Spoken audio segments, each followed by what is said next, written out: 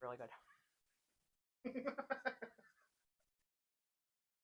Hello and welcome to Medical Monks, where your care is our highest calling. My name is Nikki, and today we're going to take a look at a couple of products from a company called Advancis in partnership with Medi USA that involves something called Manuka Honey. What is Manuka Honey, and why would you want to put that in wound care?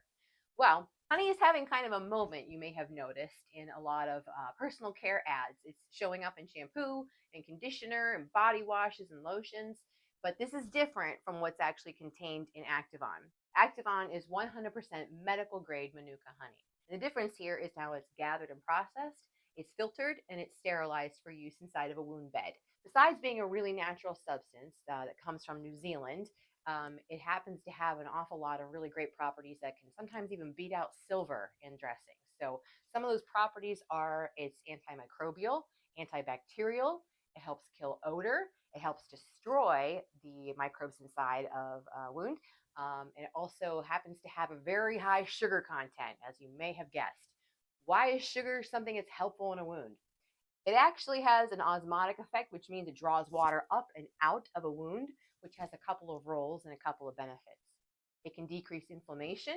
It also helps something called autolytic debridement, which is the fancy way of the body's own auto-eating. It means it helps destroy by destroying the outside, the cell structure. It implodes on itself, and it keeps those nasty microbes from replicating themselves inside your wound bed. So how do we actually get this goodness into our wound? We have two vehicles by which we're going to do that. You can either use their gel, or we can use the 2x2 and 4x4 bandages. This is the 2x2.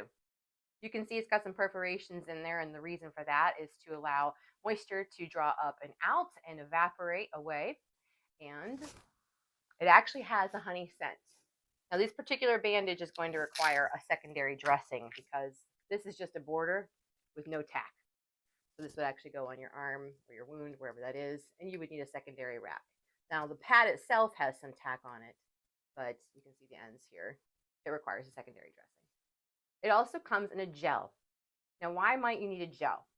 Well, if you have a larger wound or something that's a little bit deeper with a cavity, you're going to want all that great goodness of the honey, but you want to spread it all inside that cavity and make sure that every surface area of the wound is covered. This is a one patient use tube. So that means we don't really want to keep it in our medicine cabinet for family use. This is for one particular wound on one patient only. Here's what the honey looks like. It's a gel. And then you would just use a very clean finger to kind of tamp it into your wound area.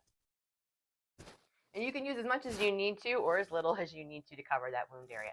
And yeah, I know you want to know. It tastes like honey. A couple of things to be aware of are if you happen to have an allergy to bee venom, you're not going to want to use this product.